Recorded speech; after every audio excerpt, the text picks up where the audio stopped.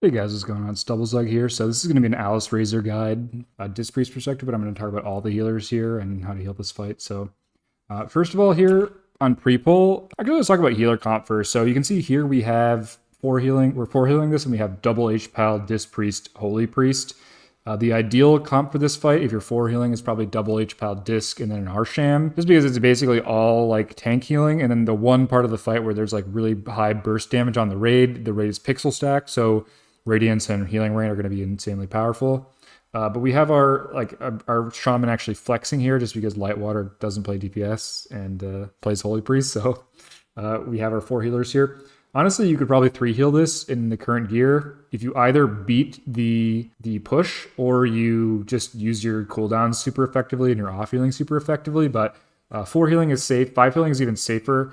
Damage does not really matter on this boss, but if you 5 heal, it's just going to be really 5 or 6 heal rather. It's just going to be incredibly boring for your healers because there's like 0 damage going out. For pre-pull, you really want to be like pre-hotting and pre-shielding here just to get like some extra HPS to cheese. There's a big burst of damage right when you pull the boss, so you can pre-shield that if you want. Also, there's a little spot here that you'll see we use where if you get inside this little nook here and you get right up where like the little circle marker is there, you will completely avoid the knockback, which is nice because the boss is like targetable and damageable as it flies over the arena. So if you don't get knocked back, you just get a little bit more uptime on your DPS.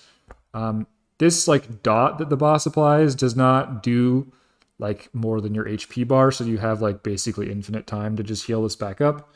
As you can see here, I'm just like spamming some POH into the raid. Again, doesn't really matter because you have infinite time to heal all that damage up, but you could just snipe some HPS there if you want to. So you can see here we have some DPS going up. We have our group 4 flying with the feathers. All of that group can fly up, and then I think there's like 3 or 4 feathers left over. It's very important that you get those feathers to your healers specifically because it allows you to cast while moving. Your main like loss condition in this phase is going to be people just dying to stupid like standing in fire mechanics, which obviously is avoidable by people just not standing in fire, and tank deaths. Giving your healers the feather will avoid a lot of tank deaths because it just means they can cast while moving, and your tanks are not going to be having to worry about like arranging your healers, or your healers aren't going to be like having to cancel casts and stuff like that. So I don't think I actually get one here on this pull. I usually do, but I think the extra feathers are like over by the end place where you pull the boss instead of the entrance, which is where they usually are. And I don't think I actually run back to grab it. I think I just stay with my tank, but I should get a feather on the second feather drop. So this ad phase, really what you have to do is just like don't stand in the middle, don't stand by the eggs where the ads hatch. The ads will fixate the closest player to them when they hatch, so you just have to have the tanks be the closest players to them. Also, the meteor that falls in the middle will like kill you if you're too close to it, so just don't be in the middle when that meteor is falling down. These worms here, you can see they spawn in like a square. These worms are insanely dangerous. If you stand in the conal flame that they produce, you will die like in 0.5 seconds. It's like actually insane how much damage they do. Your main priority as a DPS or a healer is just like not to stand in this worm fire. The brush fire that the ad spawn is a lot less dangerous. You can take like 1 or 2 ticks of that just fine and not die. But the worms are like the main. They're killers, man. You gotta avoid these at all costs. You can see when they spawn, you can see where their head is pointing, and where their head is pointing is where they're going to spit fire. So as long as you're not where the head is pointing, you won't get hit. You can see there's also like a little strategy here that you can do if you want, where you can see Lightwater is standing on the opposite side of the head. If you stand on the opposite side of the head, the fire will start spitting and you'll be perfectly safe. And it's kind of like a safe spot, right? So you can stand there, the fire is going to rotate around, and then as soon as it gets to you, you just run a little bit around to the other side, and you have another like 10 seconds of safety. So you can do that if you want. There's also a safe spot if you go like perfectly between the 2 worms. You don't have to move at all and you won't get hit by the fire. But personally, I don't use the safe spot. I just follow the tank around because I think it's safer to just be closer to the tank than to try to like min-max a safe spot. Also, after the meteors come down, you can play centrally and try to range both tanks. But again, to be safe, I just like hard stick to my tank the whole ad phase. What we do for healing here is we just split our healers, and we have like me and the Holy Priest on one tank and the 2 Holy Paladins on the other, and obviously they're splitting their beacons, so they're healing both tanks. It just makes it safe, right? So the main like failure case on this part of the fight is tank deaths and like deaths to standing in fire. So 2 healers per tank is just going to avoid tank deaths. If people are playing correctly and you're getting like kicks and stuff like that, there's going to be like basically no raid damage at all in this phase. And if people are playing incorrectly and taking a lot of extra like avoidable damage, you should have plenty of healing to heal it up, because again, you're only really taking like 20k EHRPS in this phase, so it's not too much healing to be done anyways. So once you get your ads killed, LOS behind this meteor, this is a really good time if you're a priest. If someone's lagging, you can always use grip on them to get them into position. This is also a nice time to like use a conch pod if you need to. You have plenty of time here to regen. And in these ad phases, you can be extremely aggressive with spending mana. You can just like hard spam like flash heal basically, because you have a lot of time in the like meteor section of the fight.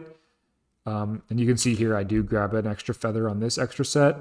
You don't need to use most of these, so you can pretty aggressively take feathers here on your like non-flying players. But back to what I was saying before, you can very, very, very aggressively spend your mana in this phase, because once the boss comes down, you get your entire mana bar back. So you should be going into the tornado phase like almost and you should be exiting the tornado phase basically 100% because you get all the mana back anyways. So you can see I will be spamming a lot on the tanks and a lot of flash heals as well, which are super inefficient normally. You don't really want to be flash healing too much, but because again we have like basically infinite mana in this phase, like you can just be super aggressive with it.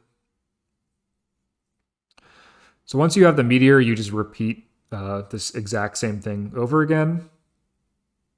So pretty much exactly the same thing. Something that I don't think you've seen in this pull, because I think we get all of our kicks in this pull, is that these like Night Elf ads will cast like a Pyroblast. And if that hits a player, it will leave a dispellable magic dot on them. And you just have to dispel that ASAP, because if it gets like 2 ticks off on a Clothy, they'll be dead. Also, if it goes on you, just like, use it personal. Does do a lot of damage. And especially if you get targeted by it twice in a row, like you're probably just going to get one shot. You can see there I do grip the tank who just was lagging behind a little bit. Again, good place to use grips is on this Meteor LOS. Also, something to mention here is that you can see as I'm moving my camera up and down, the like fire graphic is disappearing. So if you ever have any problems seeing that fire graphic, like with your camera angle, you can just always just stack on where everybody else is. And, like then if you die, everyone dies and it's not your fault. So something to mention there. So again, another meteor and then another ad phase. Exact same thing over again. When you have empty globals, you can always DPS the Night Elf ads, but the hatchlings take like an insane amount of extra damage from the tank. So like damage to them doesn't really matter, because the tanks are just going to kill them insanely fast anyways on their own. But killing the ads fast does matter, because again, it's just less cast they have to get off. Also, one of the meteors you can ignore. You only have to kill 1 meteor in every phase, obviously, because you need one to hide behind. So you can see there I just safety PS the tank at the end of the life of the hatchling, but it was unnecessary there. I think he didn't really take too much damage. Use your externals just liberally here on the tanks. There's no reason not to, and those hatchlings do deal quite a bit of damage, so it's always worth just throwing them out there. For the tornado phase here, you can see I do go into the phase with like, 30% mana. You want to have some mana going into this phase and not be totally but by the end of this phase, you do want to be totally So you want to really aggressively spend your mana on players in this phase. If you're in a normal guild where players make mistakes regularly, which is basically everyone listening to this video, right? Most players are in that type of guild and not in like a world first guild. People are going to get hit by the tornadoes. They're going to take damage. And so This is like a really important skill that most healers can't do very well. And if you do learn how to do this really well, it will massively distinguish you from other healers and it's going to make you way better at WoW. And that's being able to heal effectively and mouse over your raid frames effectively while dodging and moving. And this is like a really good fight to practice that on, especially because you do have that feather buff, which allows you to cast while moving. So you're going to see me here doing a lot of healing while I'm also dodging tornadoes. And that's like super, super useful in this phase. It's going to prevent a lot of people from dying in this phase. And if your healers aren't able to do this, you're going to notice it really quickly because you're going to have deaths in the tornado phase. So you can see here, I'm going to do like the most brain dead way of dodging the tornadoes. That's like never fails and it's really easy. What you'll see here is like as the tornadoes spawn, I'm going to pick one, I'm going to get behind it and I'm going to follow it. And as soon as the tornado passes, I'm going to turn and follow that one and I'm just going to walk in circles. And as you can see, while I'm walking in circles, I'm mousing over damaged players and flash healing, power word shielding, penancing them. You can see here I'm just hard spamming flash heal. Again, it doesn't matter if I go because I'm getting my full mana bar back right after this. So I'm just hard spamming, and just topping those players that take any damage at all. You can see a power word shield there and a penance, and then the boss comes down. That was like decently well executed there. Very important that you are able to do that type of healing while moving. And this is a great fight to practice that, develop that skill, which is going to be really, really valuable for you just in WoW in general. So now that the boss is down, this is like a burn phase where the boss is going to take extra damage here and we're going to blast and try to get as much health down as possible. Again, once you get a lot more gear, or if you're in like a super insane raid, you're going to kill the boss before you even get to the next phase. But in most guilds on Prog, you're going to see the AoE phase here. So after the boss gets up, it's going to do like an insane amount of damage to the raid. So what we're going to do as a disc priest, as like every other healer, what you're going to be doing here is just spamming damage into the boss. So just like pressing exorcism, pressing lightning bolt, whatever you want. But as a disc priest, what I'm going to do here is I'm going to stack up my archangel to 5. I'm going to do like a little bit of atonement healing to top anyone who's low. And then I'm going to pop my archangel. I should be doing it pretty soon here. Pop my archangel, you see there, and then spam POH. The reason I'm doing this is just because I can pre-shield like the first few ticks of the AoE that goes out and just reduce the total amount of burst HPS we have to do as a raid to top everyone. This is just more valuable than damage on the boss. Unless we were like barely not pushing the boss, in which case I would do damage and just, try to kill the boss sooner. But if you ever do, like if you have to do a second phase, it's worth just using your time here to pre-shield, in my opinion. These two ads have to be like stopped and kicked and interrupted. So if you're like a Holy Paladin or whatever and you have a kick, like you can just help out with that as well during this phase. Prevent the DPS from having to do it. I believe most forms of CC also work on these ads. So like hodge them and stuff like that. So you can see here, as soon as the boss comes up, it's going to do heavy raid damage. I mean, you can see I already have my DA out. So I'm going to absorb a few ticks of this on like the first 4 groups, which is nice. It just helps my other healers not have to do as much raw HPS. I'm going to barrier right away. This is like the time where you want to be using all of your raid cooldowns.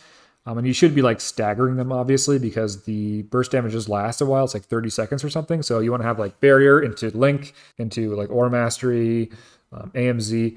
Ideally, you want to save an AMZ for the last tick of damage. But you can always just send them whenever. So you can see here, I'm going to PI myself. I'm going to Zerk as well. And then I'm going to spam some POHs and him. I probably could have sandbagged that him for a couple more POH casts. A little bit of a mistake there. I also should have a palm out here. You can see we also have one of our LED shamans dropping healing rain. Hybrid healing here is really good. Hybrid healing is drastically underutilized in WoW, and if all of our hybrids were doing this properly, we could probably 3-heal this fight easily in our current gear. Something to keep in mind that, if you're a hybrid and you could just plop down like a healing rain and do 150k extra healing on the raid, that's like kind of insane in situations like this where really all you need is more burst healing to drop healers. You can also see here just, chucking palms out, POHing. And at the very end of this raid damage, you're going to get a huge single burst. So that's where, like, if you're having trouble topping the raid enough for this, where you're losing players to this damage, that would be a really great spot to have an AMZ to mitigate that burst of damage. But you can see we didn't really have any problems healing the raid up. Also, I don't have details here. This was like on day 1. when this was recorded, and I was like chain DCing, so I turned off a lot of add-ons, so I don't have my details up, but I will look at the logs for this pull afterwards, so I don't really be able to see like all the healing and damage and stuff like that. So that's really like the only time in the fight when the raid takes a significant amount of damage. You can also see we did push the boss to like 16% here, which is pretty good. The boss is going to die like very soon after this because you just have the people fly up and they're doing a bunch of DPS. So it doesn't really matter that I've used like half of that mana bar that I got back because the boss is going to die really soon. And we're just back to the ad phase again, exactly the same as before. So there's not too much damage going on. So you can see here, we're just like slowly topping the raid back up, and we're going to go back into an identical ad phase. So this literally just repeats exactly the same way for until the boss dies. The ad phases and then the boss coming down and having a burn phase. You could literally, if you have nobody die and you're doing really low DPS, you could do like 4 or 5 cycles of this and still kill the boss. So again, this is a fight where like just living is the most important thing. And if everybody lives, you'll kill the boss eventually. So you can see here, again, just exactly the same stuff. We're just back on our tank assignments. I'm following the tank around. I do not have a feather yet, so I can't cast while moving. So I will just be like trying to position correctly and turret a little bit here. Probably could have been more aggressive there with casting. You can see I just boots back to the meteor. We have a cheeky death there to LOS somehow. I don't know how that happened. And you can see here with this second set of, or with this first set of feathers, I just grab a feather. You can see on my boss frames, Alysrazor has like 5% HP left, so we really only have like, 20 seconds left in the pull here. I could definitely be way more aggressive spending this last amount of mana, but it really doesn't matter. It's just like parse cheesing at this point, honestly, because 4 healers and 2 tanks, like the total healing required here is like 20k. And you can see the boss is going to fall over here, and that's the pull. If you're progging in a normal kill, this is probably going to be about your kill time, maybe a little bit slower than this, but your pull should look a lot like this, and if you're healing it, it should look very similar to this. So let's actually look at the logs for this pull. So this is the kill. It's actually rank 1, which is kind of cool, by like, 500 HPS, so not that much, but kind of cool. So you can see we're 4 healing. Again, the optimal comp would replace this H-Priest with a Resto Shaman, but, whatever, we like Lightwater, he's a blaster. So you can see here our total, like, effective HPS, including the tanks, is like 55k.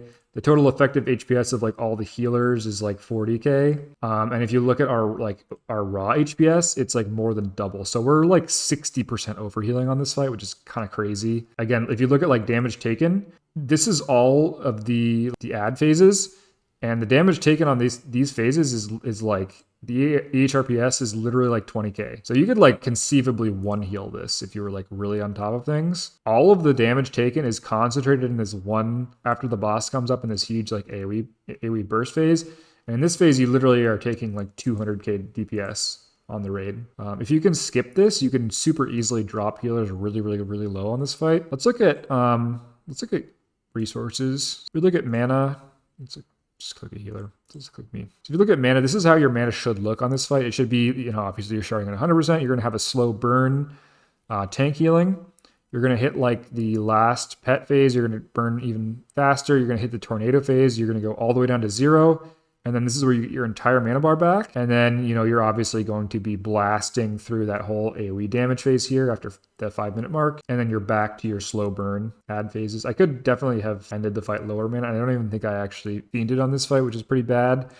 This is a fight where your regen is really not that important. You can very easily swap into lower spirit, higher haste gear and have no problems with mana. You can also wear like less spirit focused trinkets, more like burst HPS rather focused trinkets. Again, your main failure points are just going to be tank healing, which is like fine. Again, the HRPS is like literally 20k on these ad portions of the fight, which is like super easily healable, especially if you use your tank defensives and your externals well. Something else to keep in mind here is that for all your healers, you really want to have in Firelands a spec that's set up for primarily like single target / tank healing. There's a lot of fights where there's not really that much like raid damage and the raid is really spread out. So like for HPALs, you want to have like a WOG spec For Disc Priest, you want to have a spec with like Inspiration and maybe some of the other tank healing focused talents. You know, for Resto Shaman, you want to have a spec that has like your Earth Shield, like tank heal boosting, maybe even like your crit talent, stuff like that. Just because like you really want to have that optionality to switch to that for these fights, like this one particularly, where like having the Wog build is going to be really nice. Having like Inspiration and potentially like your Greater Heal focused talents on Disc Priest available to you is going to be really nice, especially if you don't have a DPS off spec. It's worth having like a more raid healing spec and then a single target spot healing spec for Firelands. So that's Alysrazor. Again, like not really the most exciting fight to heal, honestly. Kind of like very low damage. Honestly, like the one part of the fight that's like super fun to heal, which is that huge burst of damage, we're going to end up skipping once we get just a little bit more gear anyways. So really, like the most exciting part of this fight is that you're going to very quickly be able to drop healers super low if you're in a guild that actually does that. But if you're not in a guild where your healers have off specs and you are like your raid leaders are willing to drop healers super low, this is very quickly going to become like insanely boring to heal, which is a bit of a bummer. Honestly, we've been super spoiled by tier 11, which is like one of the best healer tiers in the game ever. And Firelands is like pretty mid for healing, honestly. So it's a bit of a bummer, but it's still fun. And you should still have fun, especially during Prague. So that's Alysrazor. I'm going to be making guides for all the bosses as we just clear the raid and as I have time for it. So if you like this, if you enjoyed it, if you learned something, send a like, subscribe, all that stuff. Swobu, Zug Zug.